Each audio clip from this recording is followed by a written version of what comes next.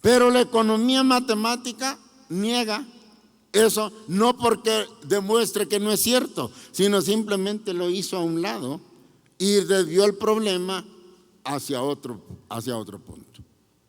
Dejó a un lado la problemática que se planteó Adam Smith, bueno, desde Petty. Dejó a un lado lo que planteó Petty, lo que planteó Smith, lo que planteó Ricardo, lo que planteó Marx, y empezaron a crear la economía matemática. Y la economía matemática es la que nos tiene como nos tiene al día de hoy. Vean ustedes que no estamos hablando de antigüedades. La vigencia de Marx, aquí está la vigencia de Marx. Por haber dicho Marx con rigor científico que el capital no puede vivir sin el trabajo asalariado y que la riqueza del capital es trabajo no pagado, por eso es el que dio origen a la economía matemática, que es la que nos tiene en la injusta situación actual. ¿Qué más hizo Marx? Se convirtió en la doctrina sobre todo de los pueblos más atrasados, más sufrientes, y en particular de Rusia. En Rusia, la teoría de Marx comenzó a convertirse en la esencia de la política rusa desde fines del siglo XIX. Lenin nació en Rusia en 1870 y cuando todavía no cumplía los 20 años, Lenin ya se sabía casi de memoria el Capital y lo empezó a aplicar a la situación rusa. Esto llevó a la Revolución de Octubre de 1917. Pero recordemos una cosa, que esa revolución se da en un ambiente de guerra mundial. Y aquí volvemos a ver aparecer a Marx, tanto en su papel como ideólogo de Lenin y de su partido, como creador, digamos, de la teoría que explica qué pasó en la Primera Guerra Mundial. Marx demuestra en su libro que ciertamente el capital nace como la libre competencia, que todavía hoy muchos economistas la siguen manejando, cuando todo el mundo sabe que no existe ya la libre competencia. Entonces Marx dice, sí, el capitalismo empieza como competencia entre distintos capitalistas, pero esa competencia es una guerra. Es una guerra por el mercado, por el cliente. Y como en toda guerra, cada cierto tiempo hay muertos y sobrevivientes. En este caso, las empresas que compiten y que son más chicas o que están más mal administradas o que están más mal organizadas, desaparecen en esta guerra y se van quedando solo las más fuertes, las más poderosas, las más grandes, las mejor organizadas, y crecen. ¿Por qué crecen? Porque las chicas dejan libre el mercado que tenían y lo abarcan las grandes. Y como las grandes empresas abarcan más mercado ahora, se hacen más grandes y la lucha entre ellas se hace más enconada. Y más enconada. Y en cada vuelta hay muertos y van quedando solo los más poderosos. ¿A dónde termina esto? Partiendo de la libre competencia, dice Marx, llegamos a la economía de los monopolios. Porque se van muriendo los chicos y se van quedando los grandes tiburones, que son los que terminan dominando el mercado. Eso dijo Marx. Y eso es lo que estamos mirando que ha ocurrido. Dijo algo más Marx. Una vez que los monopolios, que las grandes empresas se van quedando solas y abarcando cada vez más mercado y por lo tanto acumulando cada vez más ganancia, esa ganancia, ¿qué hacen con ella? La reinvierten, hacen que crezca su empresa, producen más, pero no mejoran la suerte de los obreros. Al contrario, tienden a pagarle cada vez menos a los obreros. Y entonces entramos en esta contradicción. Se produce más, pero la gente puede comprar menos porque se le paga poco. Y esto genera las crisis de sobreproducción. Acabamos de sufrir la crisis de 2008, que tiene más o menos el mismo origen. Y ahí viene la que sigue. Ya pasaron 10 años, ya viene la otra. Entonces, la monopolización de la economía no solamente le da mucho poder a unos cuantos en detrimento de los obreros a los que no se les mejora su suerte, sino además se genera sobreproducción y crisis. Las crisis matan a las empresas pequeñas, vuelven a dejar a las empresas grandes y ellas producen más y por lo tanto vuelven a repetir la crisis. Resultado, más riqueza en unas pocas manos, más pobreza entre la gente que puede consumir cada vez más. Hay riqueza, pero la gente no la puede consumir porque no tiene con qué comprarla, que es la situación que vivimos ahora. Este fenómeno ocurrió en varios países al mismo tiempo. Básicamente Inglaterra, Francia, Alemania, el Imperio Austrohúngaro, Italia. Y así se produce la Primera Guerra Mundial. ¿Qué es la Primera Guerra Mundial? Bueno, como los grandes productores producen mucha mercancía, pero los obreros no la pueden comprar, entonces buscan mercados fuera de sus países, fuera de sus fronteras. Y es así como se genera el nuevo imperialismo, el imperialismo moderno. ¿Qué es el imperialismo moderno? La búsqueda de mercados para mercancías que en el país donde se producen ya no las puede comprar la gente. Y hay un reparto del mundo. Lenin demuestra con cifras en su libro de 1916, que se llama El imperialismo, fase superior del capitalismo, que para fines del siglo XIX, es decir, alrededor de 1900, el mundo ya estaba repartido entre todos los imperialismos. Ya estaba, se había terminado el reparto del mundo. Ya todos éramos propiedad de algún señor rico, aunque no lo supiéramos. Nosotros siempre hemos sido propiedad de los Estados Unidos. Es el imperialismo que nos domina a nosotros desde siempre. Desde la independencia de México de España. Entonces, aquí ocurre algo curioso. Alemania, que era un país relativamente atrasado, después de la guerra contra Francia, precisamente por la Renania Occidental, que es francesa, después de la guerra que pierde Francia, se unifica como nación. Bajo Bismarck empieza un acelerado desarrollo económico, se descubre la cuenca productora de hierro y de carbón industrial, que es lo que le llaman la cuenca del Ruhr, y Alemania empieza a crecer. Hasta el día de hoy los alemanes son los que producen el acero más fino del mundo. Son los mejores acereros del mundo los alemanes. Pero esto empieza allí. Y empieza a crecer Alemania aceleradamente. Todavía Marx, en su Capital de 1867, decía que Alemania era el país atrasado de Europa. Pero esto cambia rápidamente. Para 1914, Alemania ya es una potencia económica, pero ya no tiene dónde vender porque ya está repartido el mundo. Esto provoca la Primera Guerra Mundial. Y aquí está la mano de Marx, porque Marx ya lo había predicho. Se da la Primera Guerra Mundial, se agarran de un lado Francia, Inglaterra, Estados Unidos, que comenzaba apenas, y del otro lado Alemania, el Imperio Austrohúngaro básicamente. ¿Cuál era el fondo? El fondo era un nuevo reparto del mundo. Eso era lo que pedía Alemania. Claro, ellos lo decían de otra manera. A ver si al final me acuerdo de aclarar esta parte. Pero eso era lo que ellos decían. Pero en el fondo querían un nuevo reparto del mundo. Y se agarran, se pelean entre ellos. ¿Por qué? Un economista inglés que no es marxista, que se apellida Hobson, dijo: no puede haber varios imperialismos, porque el imperialismo por naturaleza tiende a ser único. Así que como era imperialista Inglaterra, la más poderosa, pero también Francia, pero también Estados Unidos, pero también Alemania, tienen que pelearse entre ellos para ver quién se queda con el mundo. Esa fue la Primera Guerra Mundial.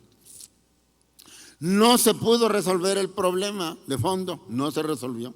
Pero ocurrió una cosa curiosa, que aprovechando esta guerra, Lenin y su partido toman el poder en 1917, el 25 de octubre, según el calendario anterior de ellos. El 25 de octubre, ahora 13 de noviembre, ¿no? 12 de noviembre. Bueno, por ahí, son 13 días de diferencia, de 1917. La guerra termina. El armisticio de la Primera Guerra se firma el 8 de noviembre de 1918. Es decir, apenas un año después de que Lenin y su partido tomaron el poder en Rusia. A partir de ese momento, todo el mundo se pone a girar en torno a la revolución bolchevique, a la revolución de Rusia. Y otra vez, allí está Marx. Otra vez, allí está Marx. ¿Por qué se da la Segunda Guerra Mundial? Primero, porque Alemania vuelve a crecer otra vez, se vuelve a convertir en una potencia rápidamente, a pesar de haber quedado muy golpeada en 1918. Para 1938, Alemania ya es otra vez una potencia económica y militar y vuelve a pedir el reparto del mundo. ¿Y quiénes se oponen? Ahora con más vigor Estados Unidos, que ya creció, que ya es el verdadero imperialismo, porque Inglaterra sale de la Primera Guerra Mundial muy empobrecida, le debe dinero a Estados Unidos, pero está Inglaterra, Estados Unidos, Francia, y del otro lado Alemania, Italia y Japón, el famoso Berlín-Roma, el eje Berlín-Roma-Berlín-Tokio. Pero ¿por qué se da este enfrentamiento? La Segunda Guerra Mundial estaba vista desde mucho tiempo antes. Primero, los tratados de Versalles de 1919, que pusieron fin definitivo a la Segunda Guerra Mundial, a la primera, perdón, decían que Alemania tenía que pagar una altísima compensación de guerra, primera cosa. Segunda cosa, que Alemania no podía rearmarse. Tercera cosa, que Alemania no podía tener ejército.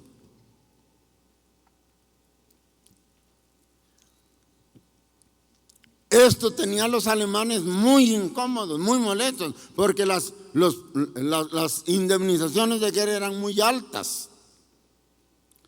Y Alemania se sentía saqueada por las potencias vencedoras. Y entonces empieza a generarse una corriente que tiene una doble alimentación. Primero, hay que saber que en 1918 en Alemania se produjo una rebelión de los marinos y del pueblo alemán muy parecida a la que había tenido lugar en Rusia en 1917. Se empezaron a formar soviets alemanes y empezaron a exigir el poder, los marinos y los soldados y el pueblo alemán. Y llegaron a hacer grandes concentraciones en Berlín.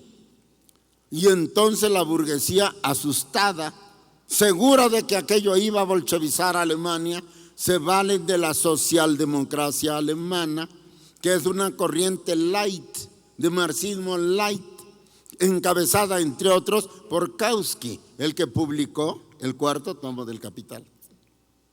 Y gracias a estos paleros de la socialdemocracia, se avientan a declarar una república alemana democrática. Y para impedir que esto pudiera ser un motivo más de rebeldía, matan a los líderes de la izquierda, a Rosa Luxemburgo y a Guillermo Liebknecht. Los matan, los asesinan. Y se instaura la República Socialdemocrática, que se conoce como la República de Weimar. Esta república es una farsa, porque aparentemente era una república popular, pero en realidad la dominaba la burguesía. Y con el tiempo, esta república que sí pagaba la deuda, es decir, acataba el Tratado de Versalles, se fue convirtiendo en enemiga de los alemanes. Porque los alemanes decían, no hay que pagar la deuda.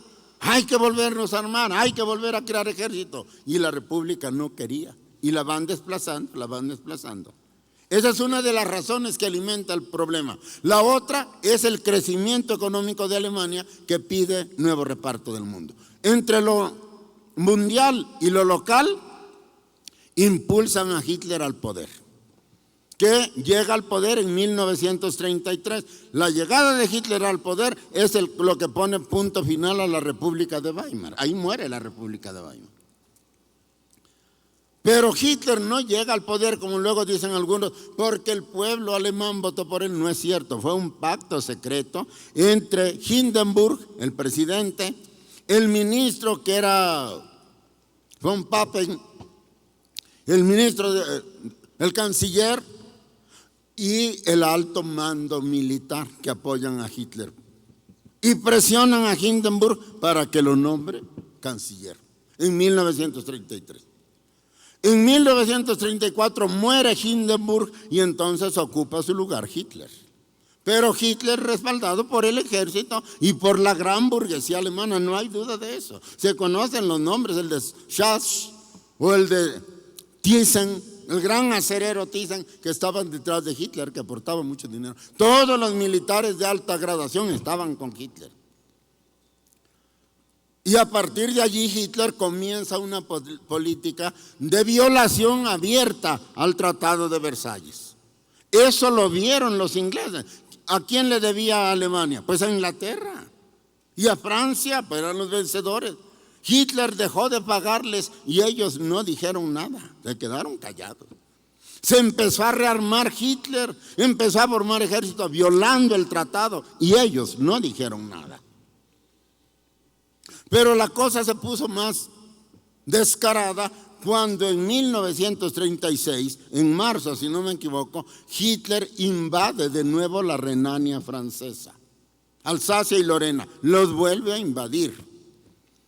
En el Tratado de Versalles estaba estipulado que al menor traspaso del Rin, porque el Rin es la frontera, al menor traspaso de Alemania del Rin, los aliados se volverían a unir en una respuesta contundente. Pues toma la Renania Hitler y no dicen nada ni Francia ni Inglaterra. Hitler en 1938 se apodera de Austria y con permiso de Francia y de Inglaterra, existen los documentos, el famoso tratado entre Daladier y Chamberlain, Francia, Inglaterra, con Hitler y Mussolini para invadir Checoslovaquia, los Sudetes, disque alemanes, y se los dan a Hitler. Y finalmente casi le permiten que invada Polonia, que se apodere del corredor polaco y del puerto de Gdansk, y los ingleses no se mueven. ¿Por qué? No hay que especular, hay documentos bien conocidos de que Inglaterra decía hay que dejar que Alemania haga todo eso para que se coma a los bolcheviques. Allí está la vigencia de mano. Está claro. ¿Por qué se dio la gran matanza de la Segunda Guerra Mundial? Porque esos señores lo permitieron. Ellos engordaron a Hitler, que no se hagan pendejos. Ahora hasta se visten el ropaje de que ellos ganaron la guerra. Comparan a Stalin con Hitler, dicen que eran dos feroces y sanguinarios dictadores. Es mucha desvergüenza y es mucho pasarse la historia por en medio de las piernas. Es que eso es falso, totalmente falso. Stalin habrá sido muchas cosas, pero Stalin no era un fascista, Stalin era un comunista, equivocado si quieren en muchas cosas, pero un comunista es un hombre que está en favor de los débiles, no hay que olvidar eso. ¿Por qué dejaron que Hitler se armara tanto al grado de poner en riesgo la paz mundial? Porque querían que acabara con la revolución bolchevique de Rusia. Esa es la explicación de la Segunda Guerra Mundial. Y hay documentos, no hay duda. Es más, no solamente hicieron eso, le prestaron dinero a los alemanes para desarrollarse. Los ingleses le prestaron dinero para que se rearmara. Veamos cómo está operando Marx, cómo es el eje. Ya vimos cómo la economía de matemática nació de allí. Ya vimos cómo la revolución de Lenin nació de Marx. Ahora vemos cómo la Segunda Guerra Mundial nace de Marx. Y finalmente, no hay duda de que Stalin sabía bien lo que estaba pasando. Stalin era muchas cosas, repito, pero no era un pendejo, no era un tonto. Él sabía bien lo que estaba pasando. Para prevenirse un poco, al principio recibieron con cierto beneplácito la llegada de Hitler al poder, eso es cierto. Pero rápidamente se dio cuenta Stalin de lo que estaba ocurriendo, porque Hitler empezó a matar gente. Para acabar pronto mató al antiguo canciller, al que había sustituido a él, y a su mujer. Y a von Papen, que lo había ayudado, le asalta a la oficina, mata a su secretario y lo destierra de Alemania. Está haciendo Hitler. Funda las SS y matan, pero en la famosa noche de los vidrios rotos y luego la de los cuchillos largos, masacres terribles que está haciendo el nazismo alemán y que el mundo la sabía. Y Hitler se da cuenta de eso, endereza rápidamente, Stalin, y endereza su línea. Él no había querido entrar a la Sociedad de Naciones, todavía no era ONU, se llamaba Sociedad de Naciones, porque Lenin decía que era una guarida de ladrones y tenía razón. Pero viendo cómo se estaban poniendo las cosas, Stalin entra a la Sociedad de Naciones para tratar de armar un frente antifascista. Hay documentos de eso, señores. En 1934. Y a partir de allí, el esfuerzo de Hitler hasta 1938 fue tratar de hacer un frente contra Hitler. Se lo propuso a Inglaterra, se lo propuso a Francia, se lo propuso a los Estados Unidos y ninguno aceptó. Lo acusaban de que él quería apoderarse o de fomentar revoluciones bolcheviques en sus países. Stalin les dio garantías de que no haría eso, de que no le interesaba eso. Y a pesar de eso, no quisieron. No querían nada con el sucio bolchevique, nada con los rusos. Hay un discurso de un diputado inglés que dijo: dejemos a la pequeña y aguerrida Alemania que se sacie de sangre de rojos, que los acabe, que los mate, y ya luego negociaremos con ellos. Así, está por escrito. Dejaron crecer a Hitler ellos. Stalin les propuso el frente antifascista y no quisieron. Es más, se dio la guerra y nunca firmaron una alianza. No hay alianza firmada con Stalin, no hay. Fueron a la guerra juntos, pero de facto, pero nunca quisieron reconocer la alianza. ¿Y qué pasó? Que nos metieron en la masacre más grande que ha sufrido la humanidad, y en particular, y honor aquí a la Unión Soviética y a los rusos que hicieron esa gigantesca hazaña. 23 millones de muertos tuvo Rusia, mientras que los ingleses no pasaron de 300,000 muertos y los alemanes, pues no sé, 800,000 o alguna cosa así. O sea, la masacre contra Rusia fue terrible. Pero el problema verdadero era que los servicios secretos de Rusia, de Francia, de Inglaterra, sabían, porque Hitler ya lo había dicho, lo había hablado con sus generales, que la tirada de él no era apoderarse de Polonia, ni de Austria, ni de los Sudetes, ni siquiera de Rusia, que la tirada de él era apoderarse del mundo. Él quería ser el amo del mundo, el único dueño del mundo. Lo que no se había resuelto en la Primera Guerra, ahora lo quería resolver en la Segunda. Quedarse con el mundo entero. Y esto implicaba acabar con Inglaterra y con Francia y con Estados Unidos. El plan existe, se conoce. Había que irse sobre Rusia y acabar con Rusia para permitir que Japón creciera en el oriente y cerrar la pinza entre Japón, Alemania e Italia sobre Estados Unidos, después de apoderarse de toda Europa y de acabar con Rusia. No solo querían apoderarse de los rusos, querían matar a los eslavos, acabar con los eslavos. Y eran miles de millones de eslavos, pero se proponían matarlos. Eso se sabía bien, eso lo sabía todo el mundo. Y sin embargo, dejaron que Hitler creciera. Se dio la guerra. empezó la guerra en 1939, en septiembre de 1939, invade por último Polonia y muy a fuerza Inglaterra y Francia le declaran la guerra el 3 de septiembre de 1939.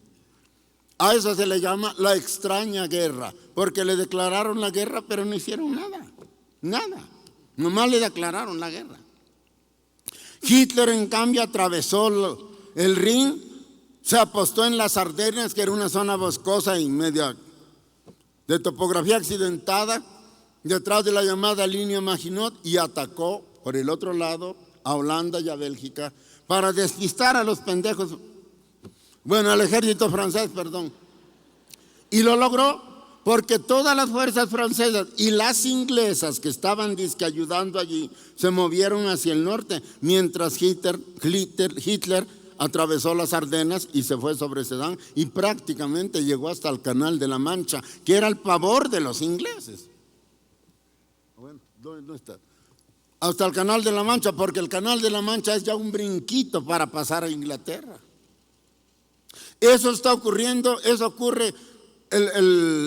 Los franceses empiezan a invadir Francia en el 13 de junio y creo que no se llevan ni 20 días para poder llegar a casi hasta la costa francesa. Allá está, mira, ahí se ve. Ahí se ve claramente. Ahí París y allá está Dunkerque. Ahí la flecha dice Dunkerque, donde está el disco rojo, y Londres está casi enfrente de Dunkerque. Los alemanes atravesaron las Ardenas, atravesaron la línea Maginot, ahí está la de rojo, y avanzaron después, no haciendo caso a París, sino hacia el norte, tratando de llegar a Calais, pues, que aquí no está en el mapa, y a Dunkerque, para de allí poder invadir a Inglaterra. Eso hicieron los alemanes en los primeros días de la guerra. ¿Qué hicieron los ingleses? Traicionando a los franceses, los engañaron. Les dijeron que iban a hacer un movimiento de pinzas contra Hitler y para eso se movieron hacia el sur y finalmente, sin avisar y sin decirle a nadie, subrepticiamente se subieron a sus barcos y se fueron a Inglaterra. Y dejaron a los franceses y a los belgas y a los holandeses en la estacada. Cuando el ejército inglés llegó a Inglaterra, eso lo dicen ingleses que dejaron memoria de eso, eran una lástima los soldados ingleses. Fue una verdadera fuga como ratas por tirante. Todo el armamento lo dejaron allí en Francia, no se lo llevaron. O los que pudieron se llevaron su fusil cuando más. Un evacuado de Londres, para evitar los bombardeos que ya empezaba Alemania, los vio llegar a las playas de Inglaterra y dice, por primera vez sentí vergüenza de ser inglés. No creía que nuestro ejército, que ese fuera nuestro ejército. Yo lo que vi fue un montón de hombres desmoralizados, con el uniforme roto, con el ánimo por los suelos. Muchos de ellos arrojaban los rifles por las ventanillas de los trenes, tenían vergüenza. Y otros se negaron a salir de la estación, mandaron a sus mujeres por ropa de civil y solo vestidos de civil se atrevieron a salir y darle la cara al pueblo inglés. De ese tamaño fue la huida. Churchill dice que no, que fue una evacuación ordenada y que heroicidad pura. No es cierto, fue una huida vergonzosa y además a espaldas de los franceses. Pero ¿por qué narro yo esto, compañeros? Y luego, ¿quién le hacía frente a Hitler? ¿Quién? Hitler tenía las manos libres, ya había invadido a Francia, que era el obstáculo. Inglaterra estaba, los soldados estaban arrojando los fusiles. ¿Quién? Los ingleses decían que era cuestión de horas que los invadieran los alemanes. No los invadieron, pero porque no quisieron los alemanes. Y entonces era evidente que todo apuntaba hacia Rusia. Y sí, Stalin se había protegido con el pacto que firmó en agosto de 1939 con Hitler. Pero acordémonos que Stalin llevaba 4 años, 5 casi, pidiéndoles a Occidente que firmaran un pacto y no quisieron. Acordémonos además que ellos estaban pactando con Hitler y Stalin lo sabía. Stalin supo lo que hicieron con los sudetes checoslovacos, supo lo que hicieron con Austria, lo supo Stalin, sabía lo que estaban haciendo. Y entonces dijo él, ¿y yo? Pues yo me protegeré. Stalin siempre dijo que su firma del pacto era para ganar tiempo. El mariscal Georgi Zhukov, que fue el que dirigió la defensa de Rusia y que derrotó a Hitler en Stalingrado, ahora Volgogrado, dice, no hay duda de que Stalin sabía que nos iba a invadir Alemania. El que diga lo contrario miente.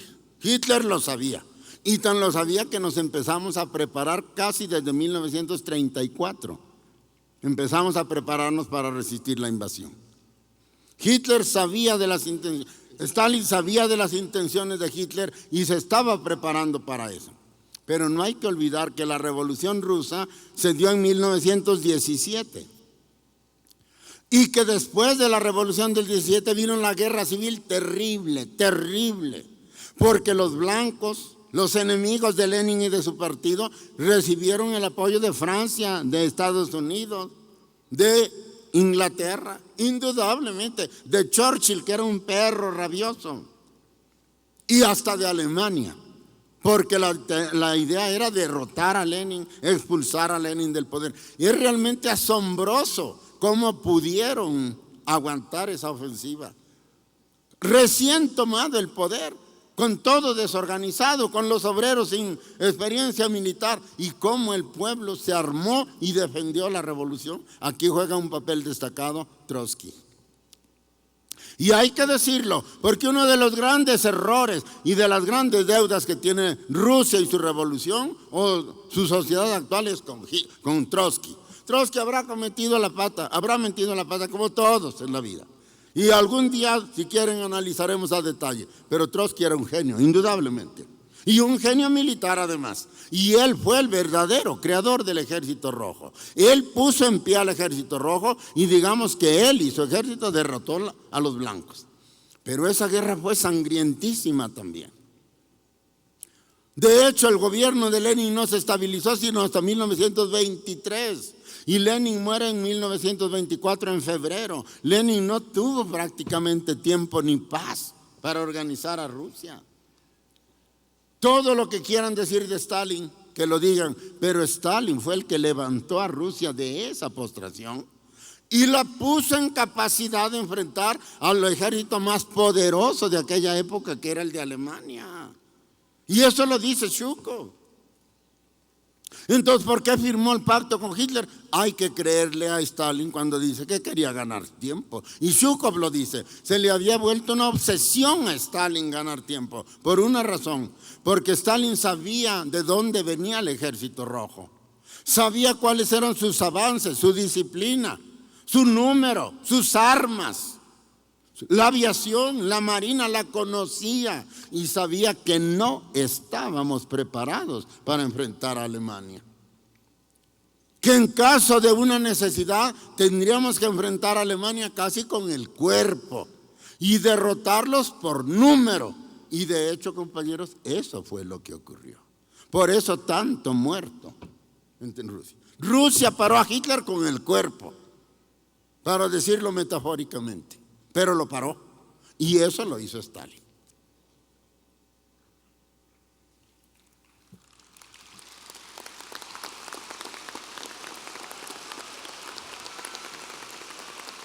¿Y ahora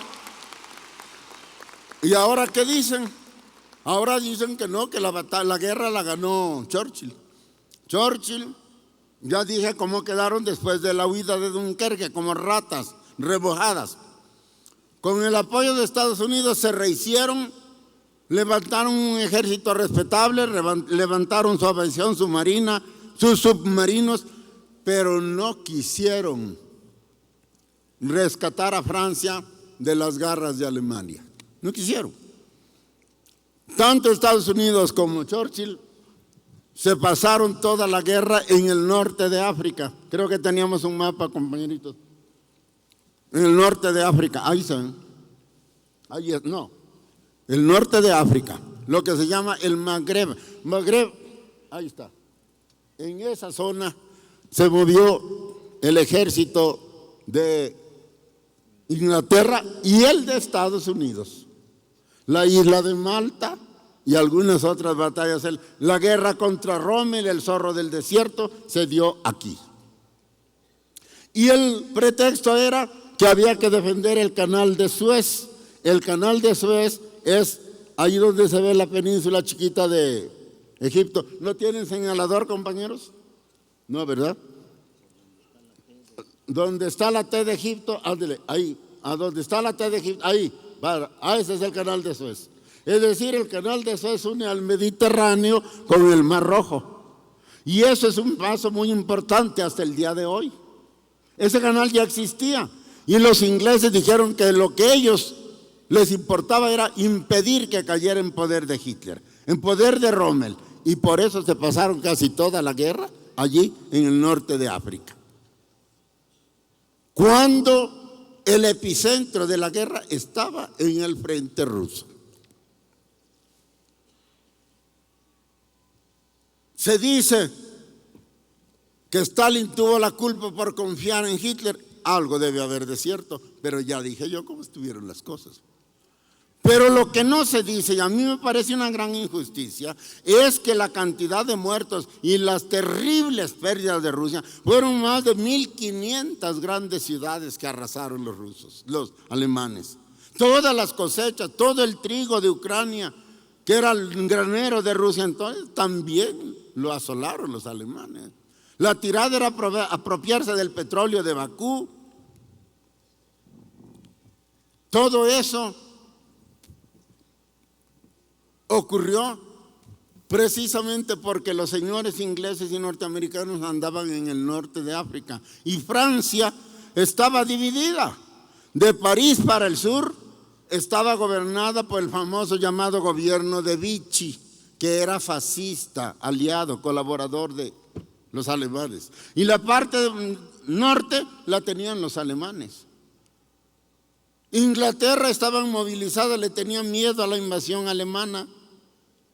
¿Dónde se iban a ir las fuerzas de Hitler? Contra Rusia. Por tanto, parte quizás la confianza de Stalin. Seguramente parte importantísima, que eso lo dice Shuko, era la impreparación todavía del ejército rojo, cosa que Stalin sabía. Pero la otra parte es que dejaron a Hitler manos libres para irse con todo sobre Alemania. Está documentado que del total de la potencia de fuego y de hombres de Alemania, el 80% estaba en el frente ruso, donde más había de estar. Si los ingleses y los norteamericanos andaban en África, en el Magreb. Magreb es una palabra árabe que quiere decir el poniente, poniente. Pero así se le conoce, ha pasado a la historia, el Magreb. Entonces, eso fue lo que ocurrió en la Segunda Guerra Mundial. ¿Por qué tuvieron que entrarle a la guerra Inglaterra y Estados Unidos?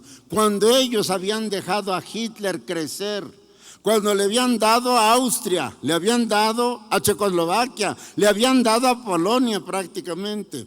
Le permitieron levantar el ejército, le prestaron dinero. ¿Cómo se explica que al final hubieran tenido que pelear con él? Porque Hitler no quería solo eso, sino quería el dominio del mundo entero. Por eso tuvieron que pelear con ellos.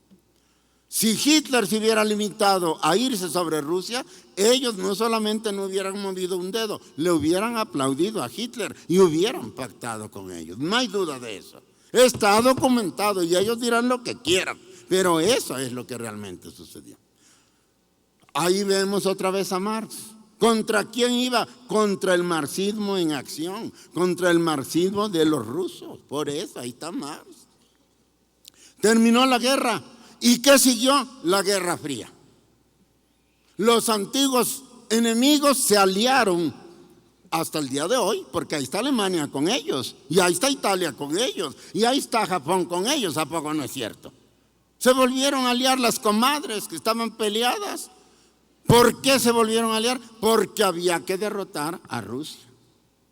O sea, después de la Segunda Guerra Mundial, el personaje central sigue siendo Marx. ¿En qué acabó todo eso? Ya sabemos, en el derrumbe de la Unión Soviética. Yo soy de los que piensan que ese derrumbe no debió haberse dado.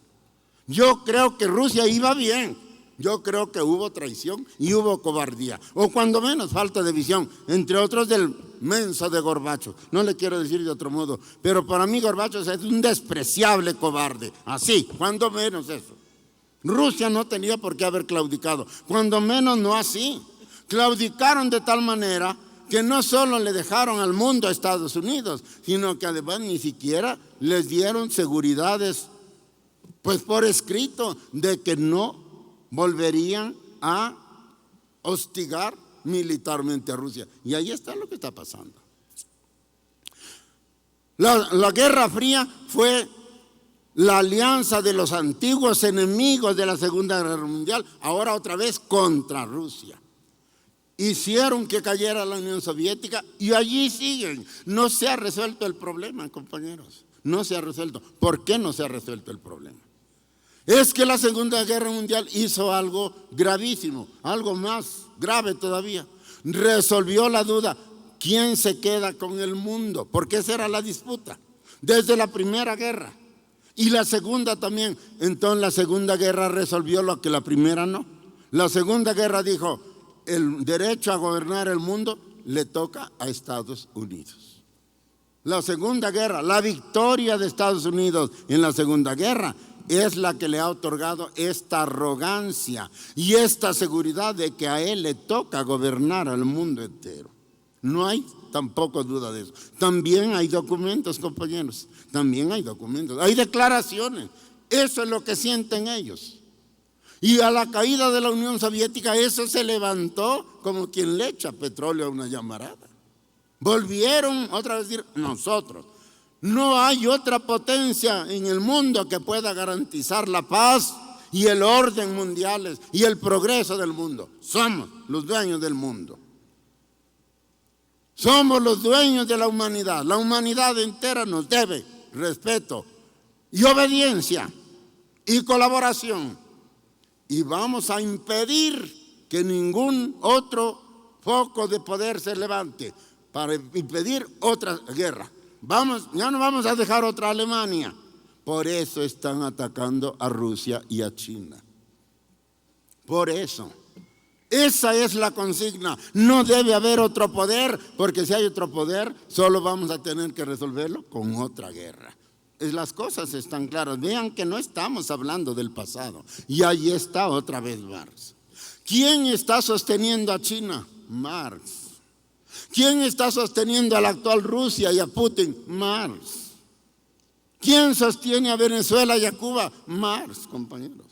Y los países que no han podido liberarse son los que se han olvidado de Marx. Ahí está lo que pasó en Ecuador, lo que pasó en Argentina, lo que pasó en Brasil. ¿Por qué no sale el pueblo a defender a Lula? Lula ya está en el bote. ¿Y el pueblo brasileño qué? Porque se olvidaron de Marx.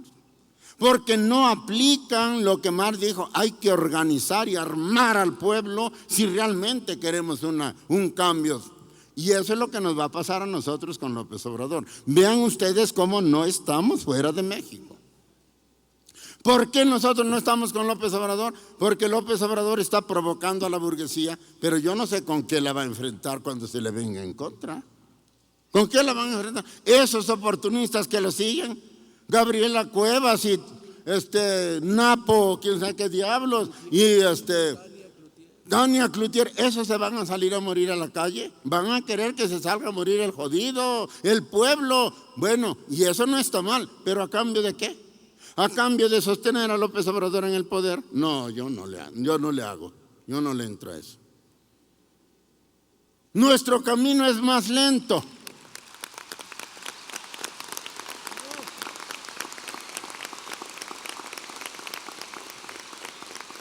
Nuestro camino es más lento.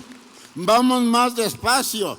Pero nosotros no queremos jugar ni con el destino de México ni con la vida del pueblo mexicano. Cuando nosotros tomemos el poder, será para cambiar las cosas en bien del pueblo. Y lo haremos cuando estemos seguros de que lo vamos a poder hacer, con el apoyo del pueblo y por el debilitamiento de los enemigos exteriores. Ese momento va a llegar. No hay duda. No hay duda.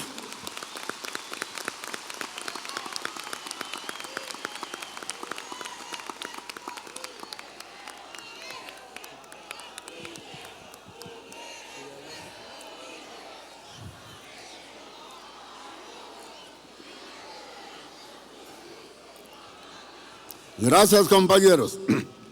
No hay duda de que eso va a ocurrir. Hay muchísimos síntomas que dicen que la tercera es la vencida. Y en esta vez el imperialismo va a morder el polvo. Lo va a morder. Y nosotros vamos a contribuir en su momento a que no se vuelva a levantar el imperialismo. Y entonces México será lo que siempre ha tenido que ser: una gran potencia de hombres libres, trabajadores y continua superación.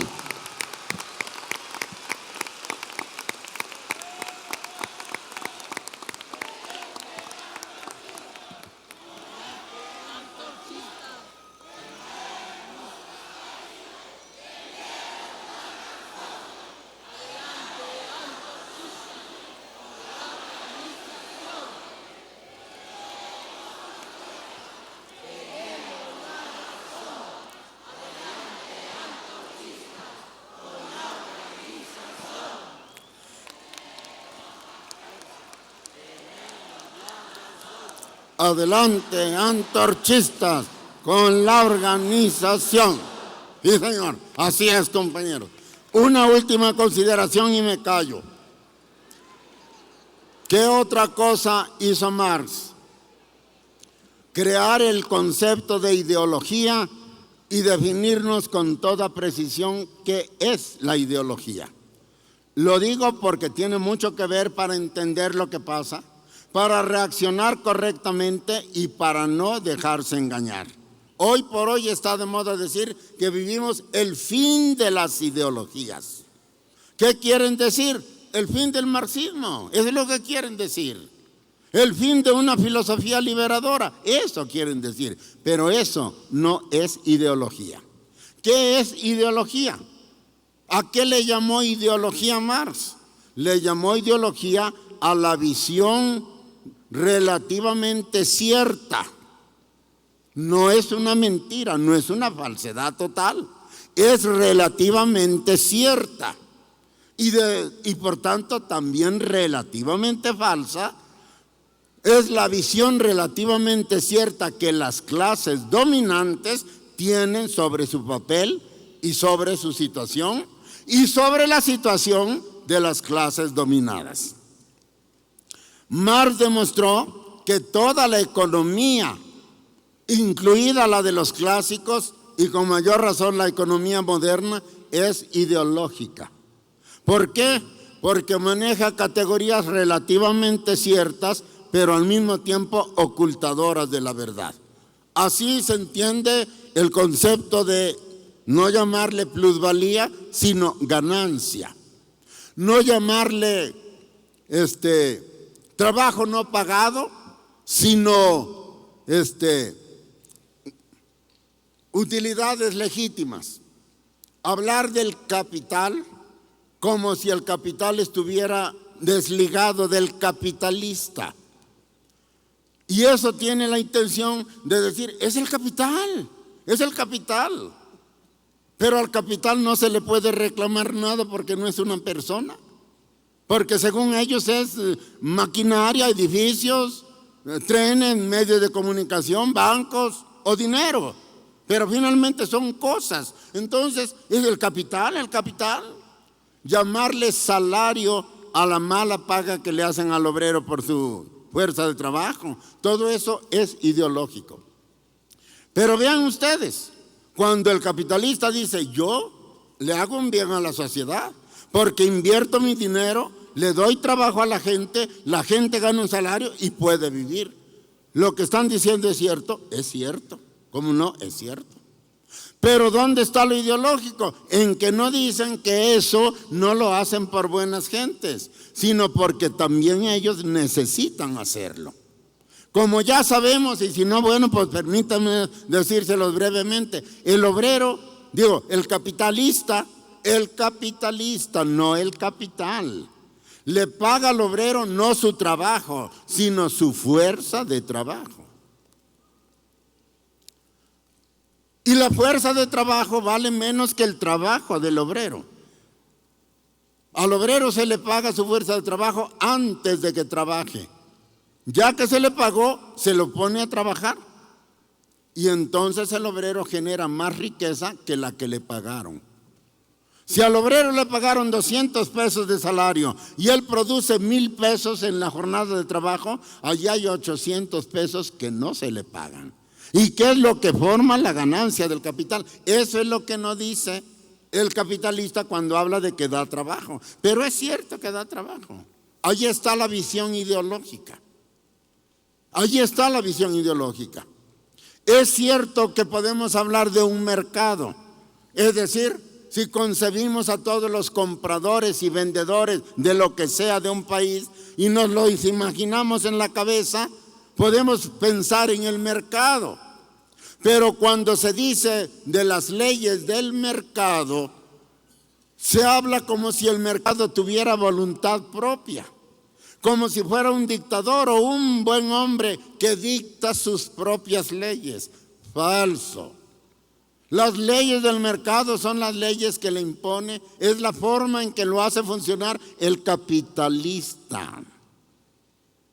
Cuando se dice que hay que dejar la economía al libre mercado, lo que se está diciendo es que hay que dejarle el libre manipular a los dueños del capital. Entregar la economía al mercado es entregársela a los capitalistas. Allí está lo ideológico. ¿Hay un capital concebido como máquinas, edificios, bancos, dinero? Sí, sí lo hay. Pero como dice Marx, ese capital es el alma del capitalista. El capitalista a su vez es la personificación del capital. El capitalista defiende al capital y el capital responde por el capitalista. Son lo mismo. Pero eso no se nos dice. Y se nos quiere hacer ver al mercado como algo indomable. ¿Qué puedes hacer? Si el mercado dice que hay pobreza, pues hay pobreza. Si el mercado dice que no hay empleo, pues no hay empleo. Vean ustedes lo ideológico del asunto. Entonces, todas las clases dominantes dicen verdades, ¿cómo no? Dicen cosas ciertas. Ya lo dije, respecto a su posición, respecto a su estado y respecto a las clases bajas también. Sí dicen verdades, pero son verdades que ocultan la parte que a ellos no les conviene. Esto es ideología.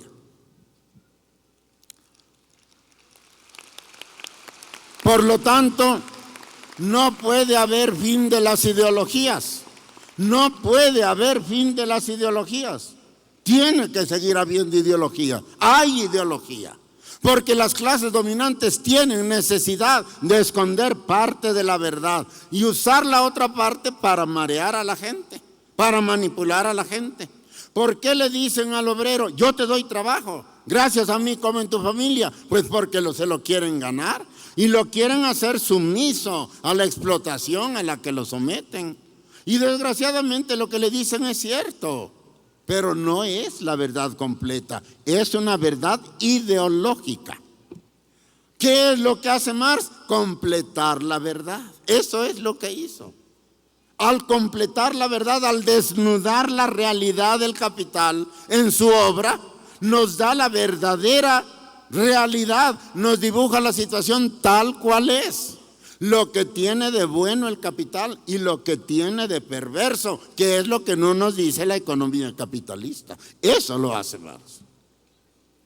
Y esto es muy importante, compañeros, porque quien no entiende así las cosas tiende a culpar a los hombres de lo que no son culpables y tiende a culpar a las cosas de lo que las cosas no son culpables. Aquí está la raíz de los dictadores. Los dictadores no buscan la culpa, no buscan la explicación de la conducta de sus enemigos, porque así les llaman, en la realidad, en los hechos, en las condiciones económicas. No se explican la conducta de sus enemigos como movida por la realidad económica y espiritual de la sociedad en la que viven, sino se le explican como maldad personal. Es mi enemigo porque es un hijo de tal y por cual y por tanto mátalo. Allí está el error de la ideología. Quizás ese tipo de error cometió Stalin. Se olvidó de que Marx dice que el hombre no hay que juzgarlo por lo que dice de sí mismo. Y ahora yo digo, ni siquiera por lo que dice de sus enemigos. Hay que juzgarlo por su posición social, por su rol social, por lo que la sociedad le da o por lo que la sociedad le quita. Porque muchas veces así se explica la rebeldía de la gente o la sumisión de la gente. Para no ser un dictador sanguinario hay que tener claro qué es una ideología. Y a cada enemigo o disidente o amigo que tengamos enfrente, juzguémoslo desde este punto de vista. ¿Cuánto hay de ideología en su posición? Y aquello que haya de ideológico en su posición, no se lo culpemos a él. Eso es parte de la realidad. Eso es resultado de la realidad. Y por eso se puede uno volver más comprensivo hasta con el enemigo. Marx no era sanguinario. Ahora lo acusan de sanguinario. Le echan la culpa de lo que hizo Stalin, aunque hasta de lo que hizo Hitler le quieren culpar a Marx. Pero Marx no era un sanguinario. Y nos dio la clave para juzgar a cada hombre con absoluta objetividad. No diré justicia, porque ese término es equívoco. Con objetividad. Si un hombre roba y nos enteramos que no tiene empleo y tiene hijos que mantener, un dictador lo va a matar o lo va a meter a la cárcel. Un marxista le va a ayudar a tener trabajo, ¿o no? Fíjense la diferencia. ¿Por qué? Porque el marxista entiende que ese hombre roba porque la sociedad lo está haciendo ladrón. Y el otro no. El otro dice, eres ladrón porque eres un hijo de tal y por cual y te vas a morir. Esto es lo valioso de manejar la ideología como Marx maneja el concepto de ideología. Y esta ideología no solamente no se puede acabar, cada vez es más necesario que la tengamos presente. El mismo marxismo tiene que ser explicado así. Cuando Marx sobresalió, cuando su doctrina se encarnó en el proletariado ruso, cuando las contradicciones del capitalismo y las ineficiencias del capitalismo exigían una doctrina revolucionaria eficaz, radical para las masas. ¿Por qué ha venido después como un desleimiento? Como si el marxismo, porque dicen sus enemigos, el marxismo está muerto, ahorita ya eso ya no vale. Y hay algo de eso. ¿Pero por qué? Porque el capitalismo se siguió desarrollando, porque el capitalismo empezó a dar más frutos de los que Lenin esperaba, de los que Marx esperaba. Pudieron sobornar a las clases trabajadoras, pudieron darles incluso la impresión de que el capitalismo era bueno para todos, que levantaba el nivel de vida de todos. Y algo había de cierto, y eso fue relegando al marxismo. Porque no era necesario, el capitalismo daba mejores frutos. ¿Qué ha pasado ahora? Que el capitalismo está otra vez en su punto de partida. Ahora vemos que el capitalismo ya no le resuelve a la gente las cosas. Ahora vemos que hay riqueza, pero que se concentra y que cada día hay más pobres y los pobres están cada día más pobres. Y que junto a la esclavitud económica está la esclavitud política. No hay derechos, no hay democracia. Todo este teatro es teatro. Vemos al capital matando a pueblos enteros. No nos engañemos. Mataron a Gaddafi y a los libios, y mataron a los de Afganistán y a los de Irak. Son verdaderos horrores, compañeros. ¿Qué andan haciendo los gringos en Irak? Y ahora están con Libia. Ese es el capitalismo. Eso es lo que le ofrece el capitalismo al hombre. ¿Y dónde está la paz? ¿Y dónde está la libertad? ¿Y dónde están los buenos salarios? ¿Y dónde están los buenos hospitales? ¿Y dónde está la buena salud, la educación? ¿Dónde están? No hay tal. A nosotros palo y pedrada. Que trabaje la gente, que se mate por el capital, y si no, el capital la mata. Y ellos viviendo la vida de sultanes y los pendejos muriéndose de hambre. Ese es el capitalismo de hoy y nadie me lo va a negar. Hay muchísimos elementos. El mismo avance que tiene López Obrador entre las masas, otra vez bien manejada la ideología, no es culpa de López Obrador, ni mérito de López Obrador, es culpa del modelo, es culpa del capital, ¿cómo no? Por eso ha avanzado López Obrador, porque la gente está harta de lo que pasa. ¿A poco no lo sabemos nosotros? ¿A poco creen que yo soy pendejo, que no me doy cuenta? Eso es lo que pasa y por eso ganan gente.